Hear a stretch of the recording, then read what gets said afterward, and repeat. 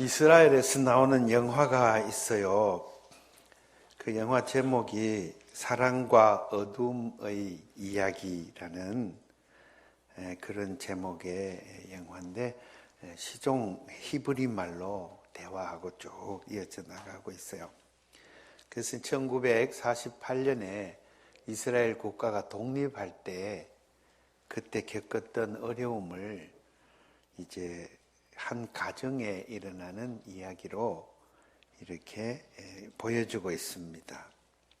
유럽의 폴란드 쪽에 살다가 유대인 한 가정이 이제 국가를 새롭게 세우는 이 과업을 꿈을 안고 남편과 함께 부인이 이제 아기 하나를 데리고 예루살렘으로 이사합니다.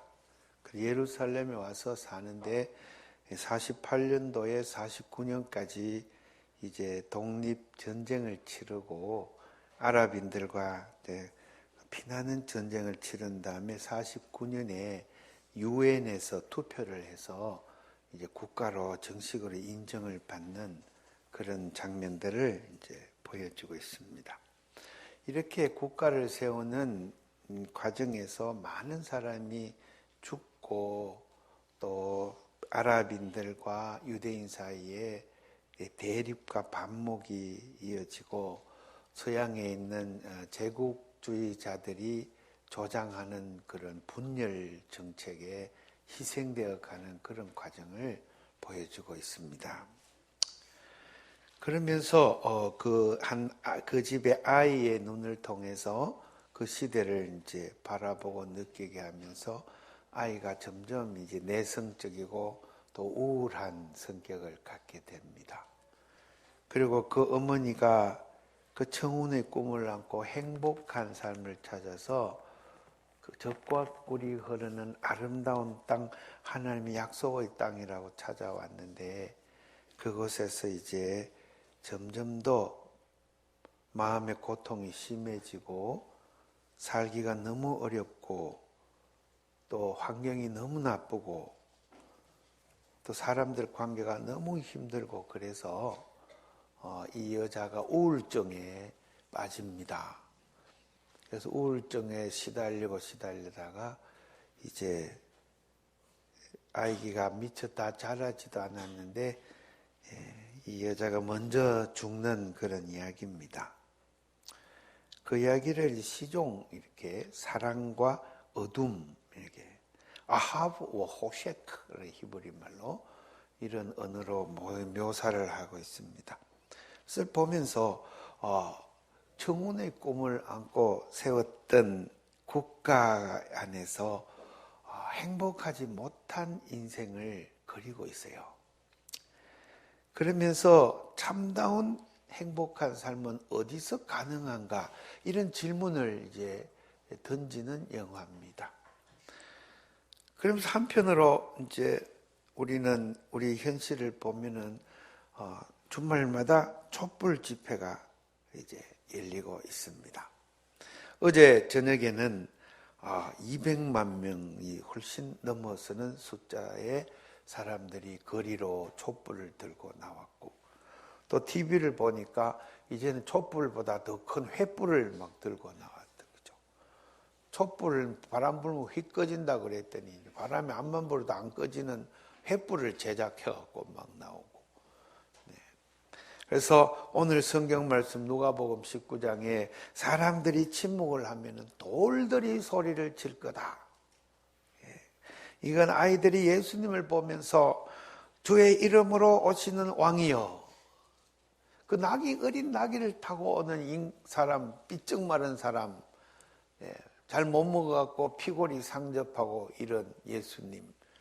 옷도 남루한 옷에다가 샌들을 입고 무슨 큰 갑옷을 입은 것도 아니고 평상복에다가 큰 칼을 친 것도 아니고 맨손에다가 그 나귀를 타고 오는 사람을 보고 아이들이 외치기를 주의 이름으로 오시는 왕이여 임금님이여 하늘에는 평화요 가장 높은 곳에는 영광이라 이렇게 외치니 바리새인 지도자들이 기가 막혀서 말도 안 되는 소리를 하는구나. 아이들을 막 꾸짖고 그 다음에 예수님의 제자들을 책망하라고 우리 예수님께 다그친 것입니다. 저 말도 안 되는 소리를 입을 다물게 하시소. 그랬더니 예수님께서 하신 말씀이 만약 이 사람들이 입을 다물면 돌들이 소리를 칠 것이다. 그래서 이제 외칩니다. 진리입니다. 예수님은 진리요 길이요 생명이신데 예수님을 못 알아보는 바리새인의 눈, 예수님을 못 알아보기 때문에 저들에게는 성령이 역사하지 아니하고 저들에게는 하나님의 그 사역이 저들을 통해서 이루어지지 않습니다. 누가 몇 년 전 또는 심지어 연초만 해도 이러한 무서운 일들이 위정자들의 사이에서 이루어지고 있는지 아무도 몰랐어요. 왜 세월호 7시간 동안 그 행적을 밝히지 않는지 소문만 무성하고, 혹자는 구설했다고 하기도 하고, 호사는 수술을 받았다 하기도 하고, 혹자는 마약을 했다 하기도 하고, 우리 인터넷에는 대통령의 행적에 대한 갖가지 억측이 난무했어요. 그러다가 이제 정식으로 특검이 구성이 되고 이제 본격적으로 수사가 진행된다고 하니 이제 앞으로 밝혀질 전망이에요. 손바닥으로 하늘을 가린다고 모두 다 비웃습니다. 그래서 성령의 역사입니다. 성령님은 모든 거짓된 것을 다 바로잡는 하나님의 창조의 능력이세요. 모든 거짓된 것들은 다 무너지고 모든 비진리는 다 사라질 것이며 참된 예수님의 그 사랑에 잇대어 정직하고 올곧게 살아가는 사람들은 하나님이 사랑을 받을 것입니다. 그래서 저들은 이 땅에서 번영할 것이요 천국에서도 하나님의 큰 잔치에 참여할 것입니다. 사람들이 억압 속에서 침묵을 하면은 하나님 만드신 자연의 세계의 모든 새들이, 풀들이, 나무들이 소리를 치고 돌들이 소리를 지를 것이라고 우리 예수님이 말씀해 주셨어요. 그러면은 이 말도 안 되는 예수님의 임금의 모습은 어떻게 해서 나온 것입니까? 스가랴서가 예언한 그대로 되는 것입니다. 유다 땅의 왕국을 재건하려는 운동이 중심적인 국민운동이었습니다. 사두개인들은 로마 제국의 치하에서 헤롯 왕의 지도를 받으면서 적절하게 타협을 하면서 재산을 많이 모으고 땅을 많이 가지고 지주와 권력자로 떵떵거리며 살았어요.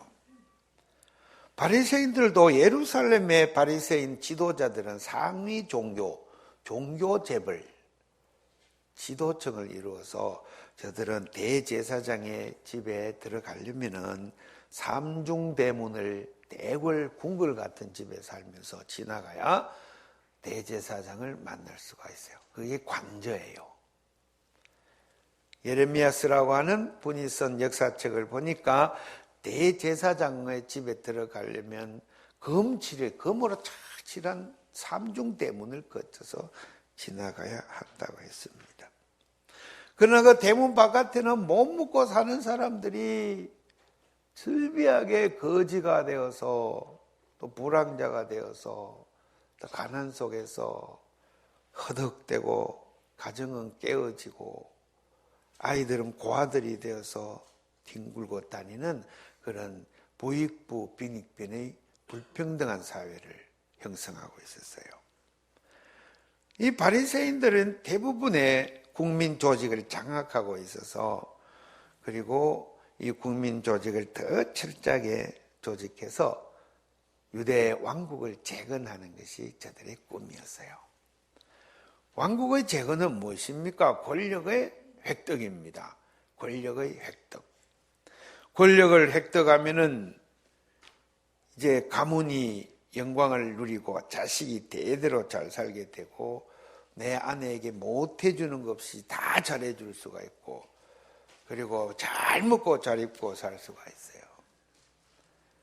그래서 유다 왕국을 재건해서 다윗의 통일 왕국을 이루고 그리고 모두가 좀 잘 살아보는 사회로 만들어 보려는 그런 계획을 갖고 있습니다. 그것을 성경에서 따온 거예요. 성경에 메시아가 오면은 그렇게 된다고 백성들이 계속 가르치는 거예요. 근데 예수님이 메시아라고 오셨는데 나귀를 타고 새끼 나귀도 타고 그것도 비틀거리며 돌아오고 그리고 군대를 끌고 오는 게 아니라 많이 못 사는 사람들을 아이들 환호를 받으면서 그렇게 예루살렘에 입성하니까 바리새인들이 속으로 웃음이 나지 않을 수가 없었습니다. 이러한 모습, 세속적인 생각, 우리의 갖고 있는 선입관념 이런 것과 완전히 다른 그런 모습을 예수님이 보여주셨기 때문에 저들은 그것을 이해할 수가 없었습니다. 우리 예수님은 우리의 생각과 관념을 두드리고 깨시는 분이에요. 성경을 통하면서 우리가 갖고 있는 세속적인 생각이 깨어지지 않으면 참 예수를 믿는 사람이 될 수가 없어요.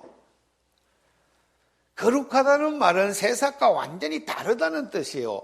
거룩이란 말은 세상과는 세상의 문명이 이렇게 놓은 우리들의 생각과 가치관과 사상과는 완전히 다른 하나님의 나라를 보여주는 전혀 다른 삶의 모습, 그걸 거룩하다 이렇게 부르는 거죠. 이렇게 성복을 입었다고 해서 무슨 구별되었다는 것이 아니라 이것은 상징에 불과해요. 이것을 입은 사람이 생각이 세속적이고 이것을 입은 사람이 행동이 세속적이고 그러면 이 옷의 의미는 아무 의미가 없어요. 거룩하다는 표현을 하는 거예요. 하나님께로 가까이 나가겠다는 결단이요. 내 속에 있는 죄는 감추어 주시고 하나님의 영광만 드러내려고 하는 그런 시도가 성복, 예복으로 나타나는 거죠. 우리 교회에 있는 건물도 마찬가지요. 그래서 교회 건물은 단정하고 깨끗하고 거룩한 그런 모습을 표현을 해내야 됩니다.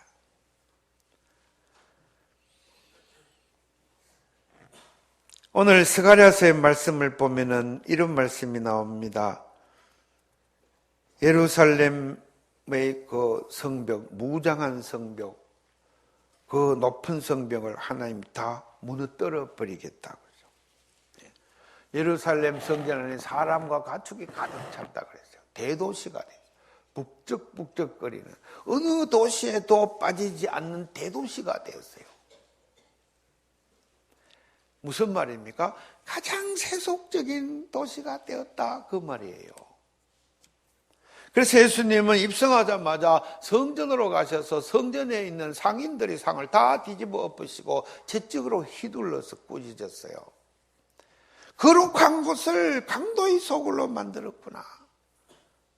이렇게 예수님이 한탄하신 거지요. 그래서 스가랴서의 말씀에 보면은 그러한 성곽을 다 무너뜨리고 예루살렘을 성곽이 없는 성읍으로 만들겠다. 성벽이 없는 성읍, 무슨 말입니까? 적군이 쳐들어오면 속절없이 무너질 수밖에 없는, 어떠한 디펜스 방어도 필요 없는 그런 성읍, 그런 성곽. 그것이 예수님이 만들려고 했던 성곽이에요. 예수님은 베드로가 놀라서 와, 성전이 헤롯이 지은 이 성전 정말 웅장합니다. 저렇게 높고 이렇게 위대한 성전, 와, 너무 좋습니다. 예수님이 베드로에게 하는 말씀입니다. 이것이 돌이 돌 하나에 남지 않고 다 무너지고 말 것이다.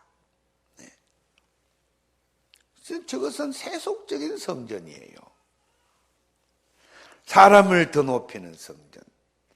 사람 위에 사람 있고 사람 밑에 사람이 있는 불평등한 세상을 대표하는 성전이에요. 종교인들 가운데 계급이 있고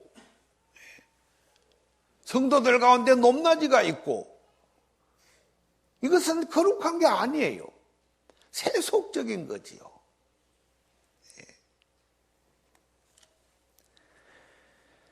요 성곽을 다 무너뜨리고 난 다음에 스가랴서의 말씀, 천사가 하는 말, 내가 불로 둘러싼 성벽을 지어주마. 불로.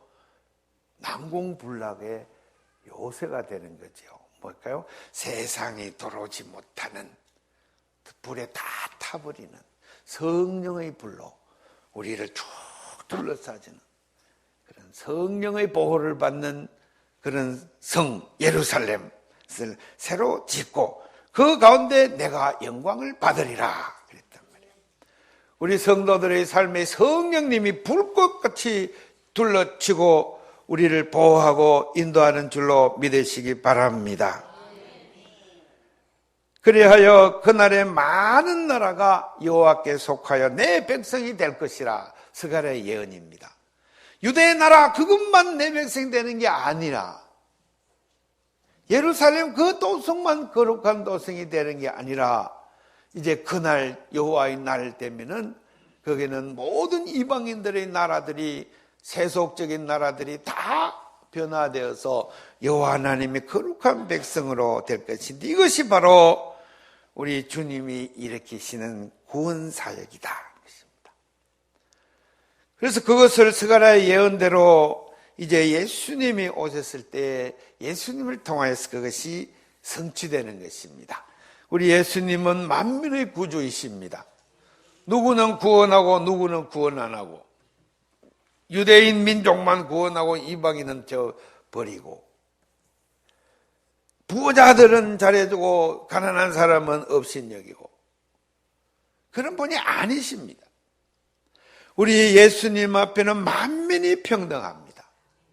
우리 주님 앞에 무릎 꿇고 우리 나귀를 타고 가는 이 예수님의 그 모습에서 거룩함을 발견하는 그런 눈을 떠진 사람, 바리새인이 아니고 그런 거룩함에 대한 눈이 떠진 사람, 그 사람은 누구든지 다 우리 주님과의 관계가 소통이 되고 회복이 되고 구원을 받는 줄로 믿으시기 바랍니다.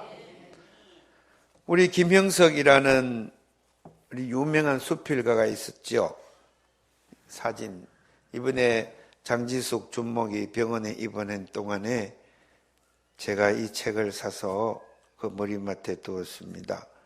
책을 4권을 사서 참된 신앙에 대해서 또 예수님에 대해서 또 죽음에 대해서 죽음이란 무엇인가 영계에 대해서 우리가 지금 육적인 세상만 너무 집중해 사니까 그것을 이제 병을 계기로 해서 영계를 탁 들여다보는 그런 이제 눈을 떼지기를 기원하면서 책을 4권을 샀어요. 거기에 이제 올해 출판한 책입니다. 어떻게 믿을 것인가.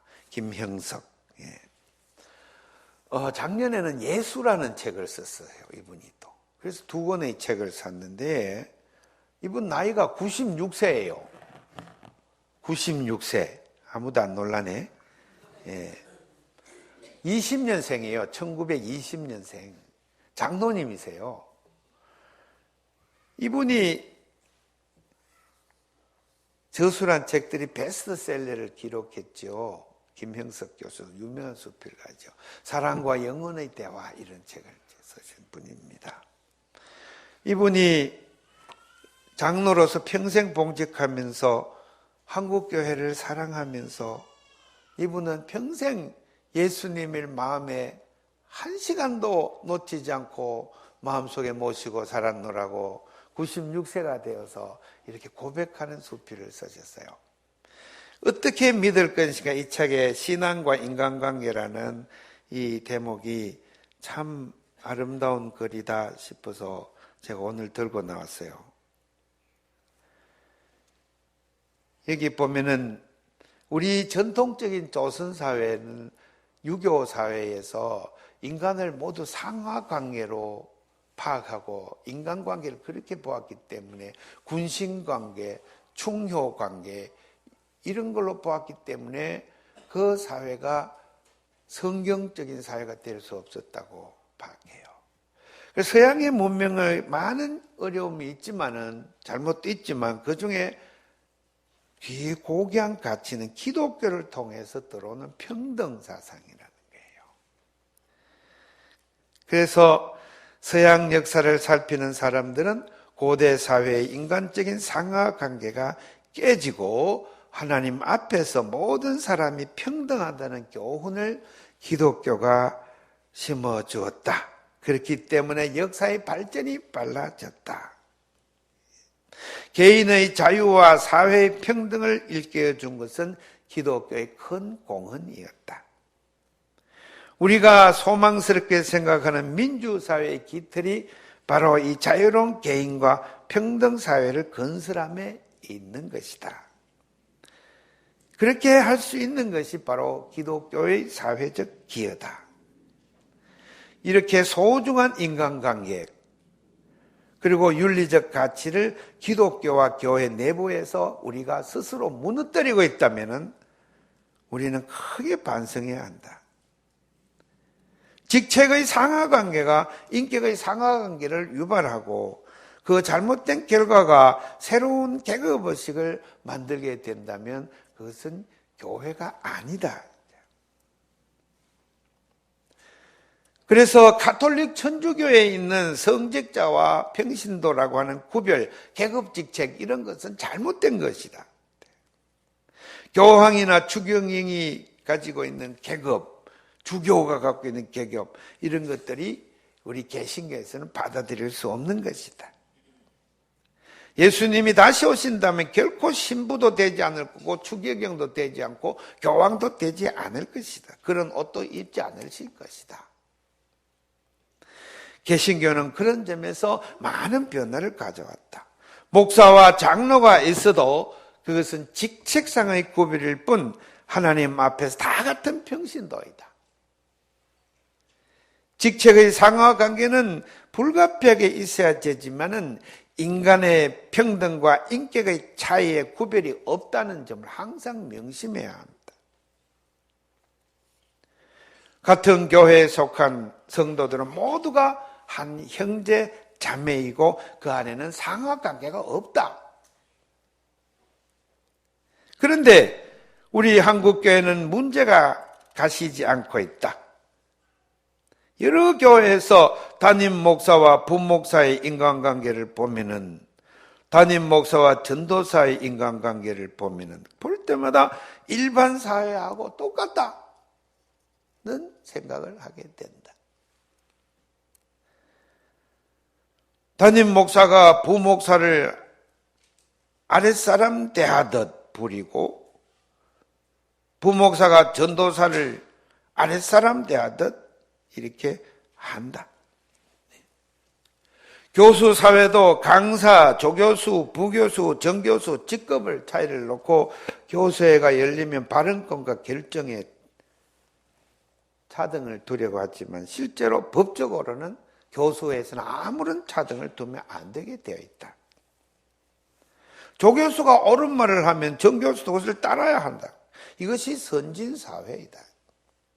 평등의 조건은 다 똑같다. 그렇게 살던 우리로서는 담임 목사 앞에서 마치 비서 역할을 담당하는 처럼 굽신거리는 부목사의 위상을 볼 때 의아한 생각이 든다. 직책의 상하관계가 인격의 상하관계를 강화시키는 잘못된 인습을 남겨줄 수 있기 때문이다. 어떤 때는 선임 장로와 후임 장로 사이도 상하관계의 거리감을 느끼게 만드는 경우도 있다. 그런 잘못은 여기에 그치지 않고 장로로 뽑히기 위해 선거운동을 하며 심지어는 장로를 주는 다른 교회로 교직을 옮기는 일도 빈발한다.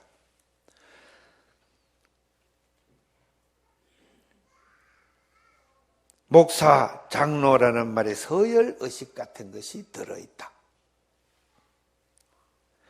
내 친구 가운데 교회 정치에 열성을 내는 장로가 있다. 지금도 그 친구를 만나면 장로라는 것에 대해서 자기 자신을 내세우는 말을 하는 것을 들을 때가 많다.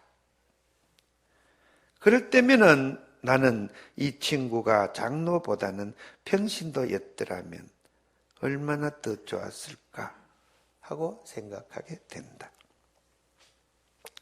나는 비교적 넓은 사회를 바라본다. 교회 안에 있으면서도 사회 여러 분야와 접촉하며 살기 때문이다.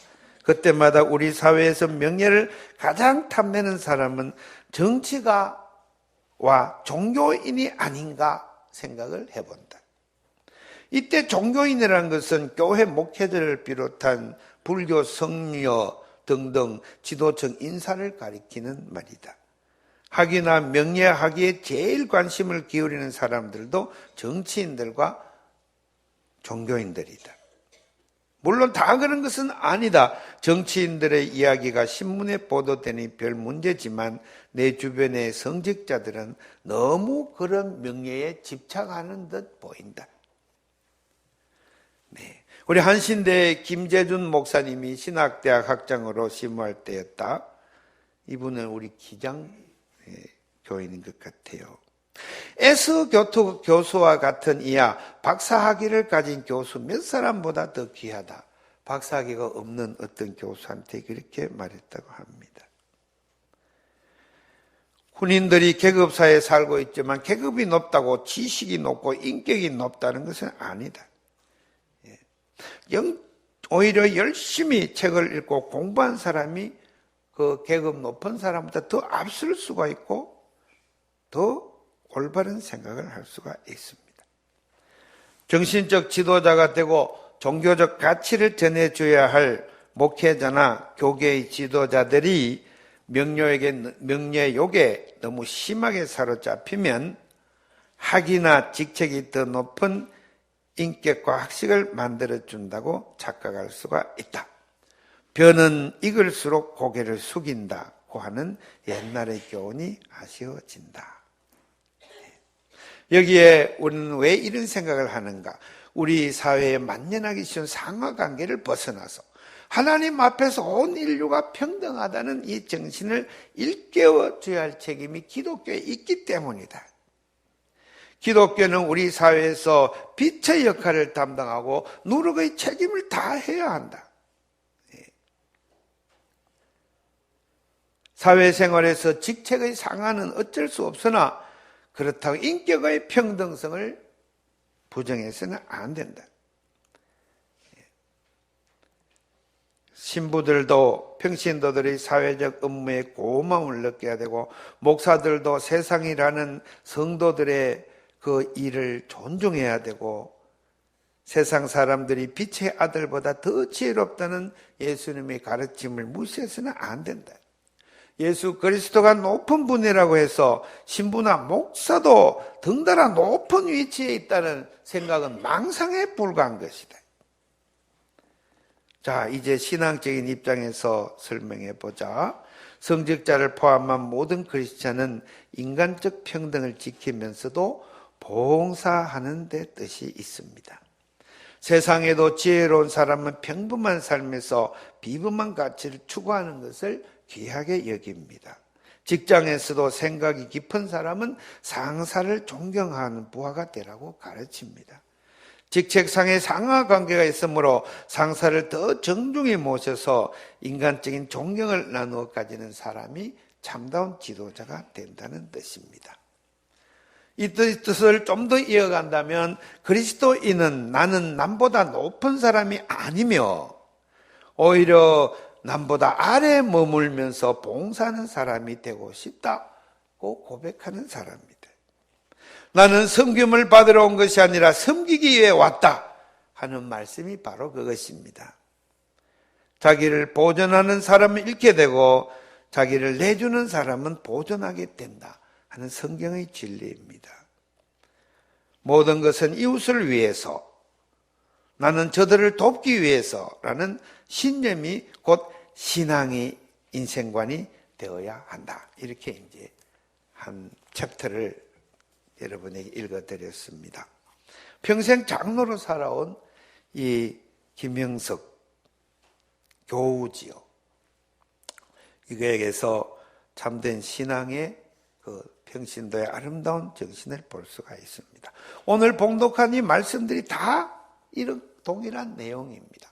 우리 교회, 전주화평교회 거룩한 교회가 되어야 됩니다.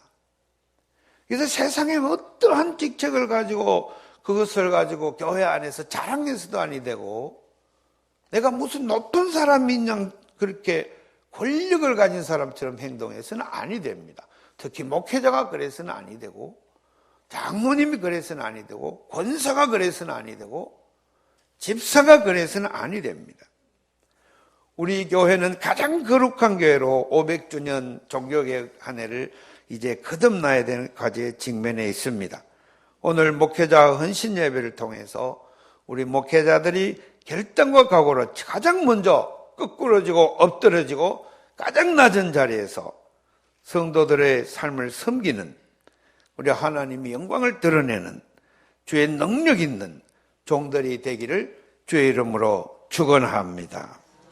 하나님께서 역사하여 주시고 붙들어 주실 줄로 믿습니다. 다 같이 기도합시다.